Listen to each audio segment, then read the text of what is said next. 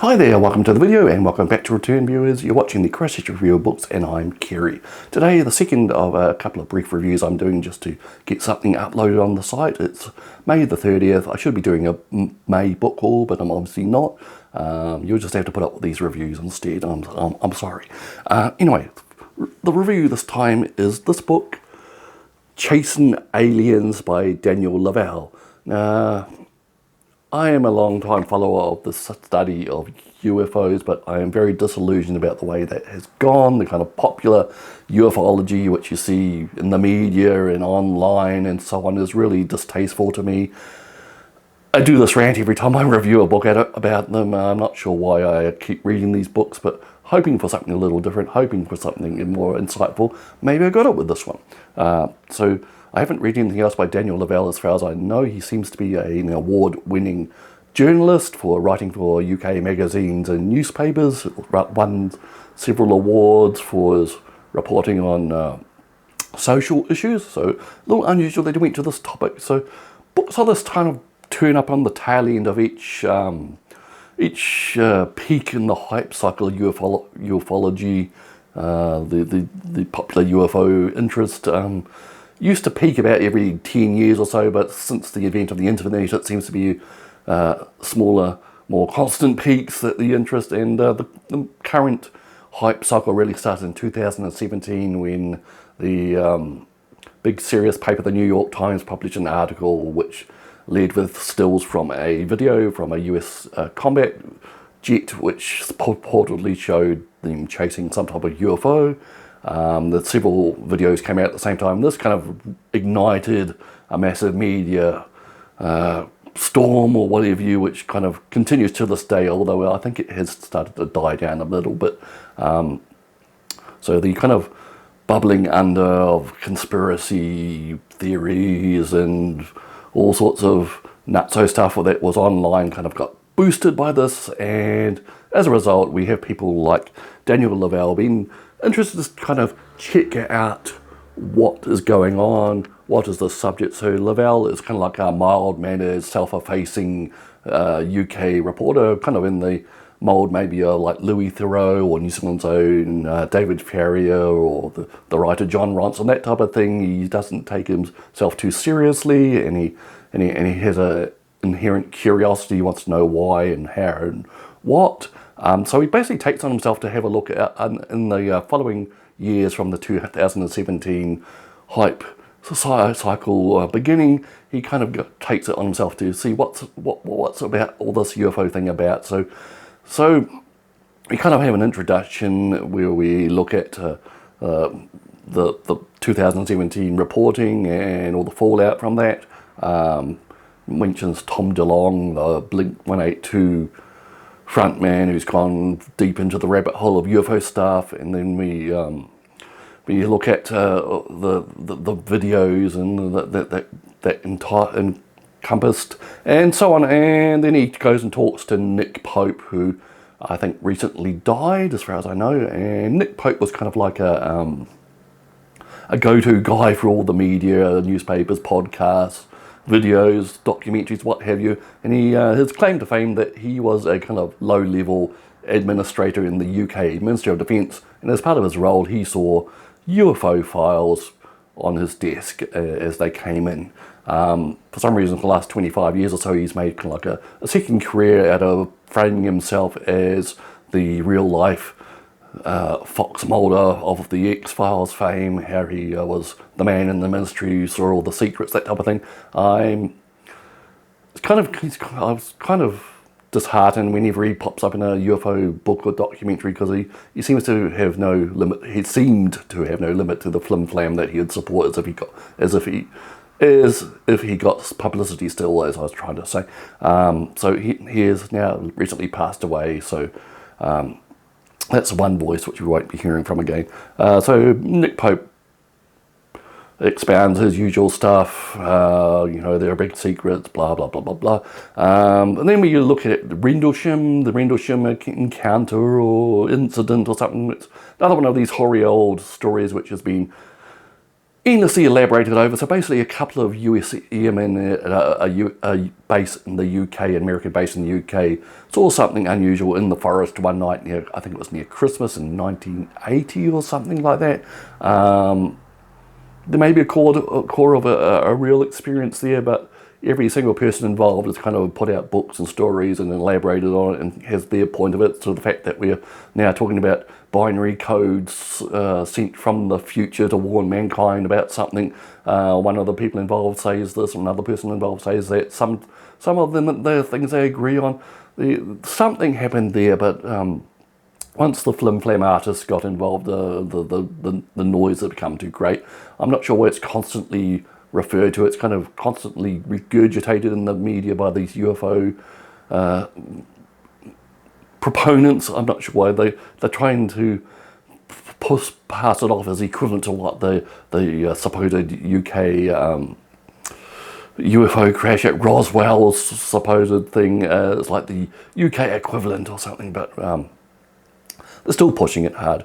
So then we kind of, Lavelle goes off to America to meet the main proponents head on, and he goes to a MUFON, that's Mutual UFO Network, one of the big UFO supposed investigation organizations in the US, and they hold some type of boot camp for would-be UFO investigators. So he takes part in that. It's varying degrees of oddness and enjoyment for him.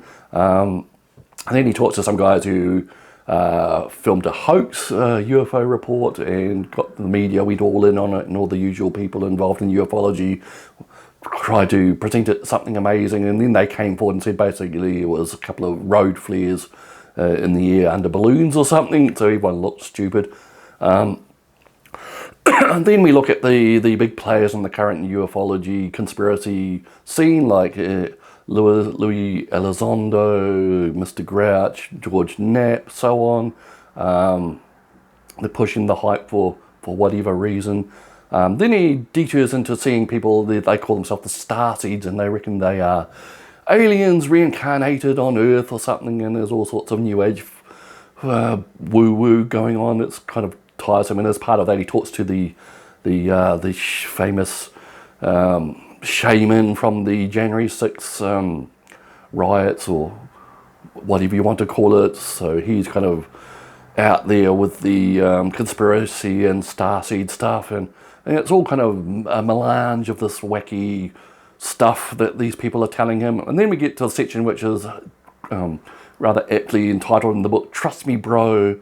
So we got all people like Corbell and so on who push this what's become the orthodox of popular ufology on the online world and in the US media, that there's some long-spanning government conspiracy to keep actual aliens and their craft secret, and one day it's all going to come out in disclosures, and disclosures are the thing that everyone's waiting for.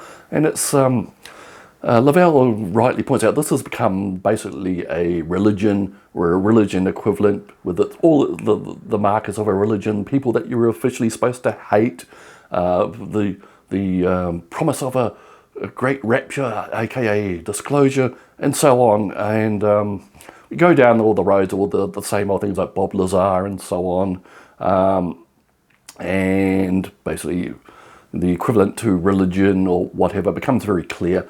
And he does investigate and kind of comes to the conclusion that it's a very American thing. It's kind of become part of American pop culture over the last 50 years. It's kind of equivalent to something like westerns or country music or something. It's very American, very inherent. The UFO alien thing, it's very distinctive and has become just part of the great mix of American culture.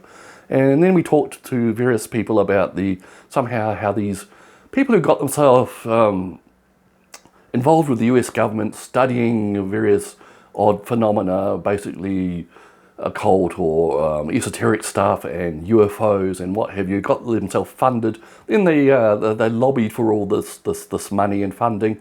Now they've come out, and basically the same people, now they've lost their jobs or whatever, they're lobbying the Congress and what have you to hold hearings about the things that they were involved in. So one of the people that he interviews in the book calls it a self-licking ice cream. People who lobbying the government to investigate the things that they themselves did. So it's a big cycle. And then he muses about why are people doing this? Why is this insane conspiracy nutcase stuff going on? And he points out that for some people it's a grift. It's a way of making money, making themselves feel important, popular. Many people who claim abductions and so on do it to make themselves feel special, different, to stand out. I could rant on this. There's a lot of opinions I have on this. So the book really ends with Lavelle in quite a bit of dismay and disillusionment about modern ufology. Kind of, like I said, it's 90% flim-flam, 90% crap and grifting and regurgitating old information. I'm glad the book took this point of view at the end, because at the start it was almost like Lavelle was breathlessly believing everything people was telling, but he does turn around towards the end, and it's very refreshing. Maybe I'm just biased just for that point of view, but so anyway, my usual rant. I think there is something to the core of the UFO thing. I think there are unexplained experiences, things seen in the sky for many years. Unexplained meaning we do not know what they are and we need to investigate them. There's also people who claim encounters with these objects or supposed aliens. There is something going on there. There's a kind of, I think one of the theories is something like co-creation theory that people have put forward, that there is as much going on within these people's heads, within the psychology, the mind, whatever you, as anything external. Maybe something external triggers this. We don't know, because another word for this is the psychosocial hypothesis. There is something going on, whether it's triggered by an external actual entity or object or phenomenon. We just don't know, but there's enough evidence that it's whatever's going on with these things, it's feeding from our culture, our minds, our expectations, and regurgitating it, maybe there's that word again, regurgitating it into an experience that people are having.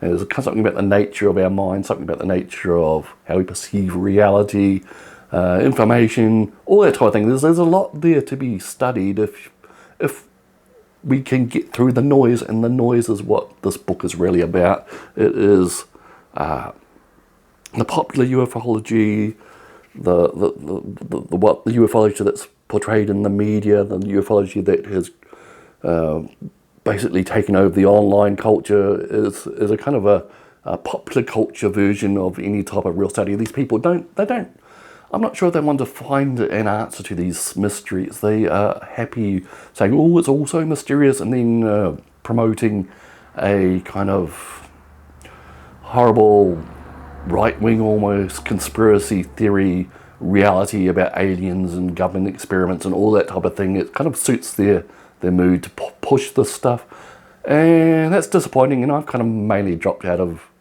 interest in the UFO thing because I saw this point of view taken over above all else, and those who had other ideas are kind of drowned out by the hype train, and that is what mostly it is. It's a hype train. So it is refreshing to see this book, Chasing Aliens by Daniel Lavelle.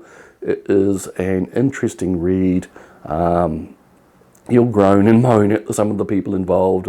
There's some thought-provoking thing. There are some, Lavelle writes some very succinct, precise questions and targets and thoughts about the ufology, which kind of mirror mine. So I was glad to see that. Maybe I shouldn't be so glad that something is confirming my own thoughts. It's kind of like an echo chamber thing, but it's good, refreshing to see that that in the face of the infinite amount of woo out there, that Lavelle was a voice speaking back about it. So that is Chasing Aliens by Daniel Lavelle. It's a recent release, only came out earlier this year. Very interesting. If you're new to the subject, probably a good introduction, and lets you know what to avoid, basically. Alright, so that is the video for today. I will catch you later. Hopefully I'll get a book haul done maybe next week. I am away out of Christchurch for the early part of next week. First kind of vacation or holiday, like say, for many years. And we'll come back maybe next weekend. Okay, see you next time. Bye.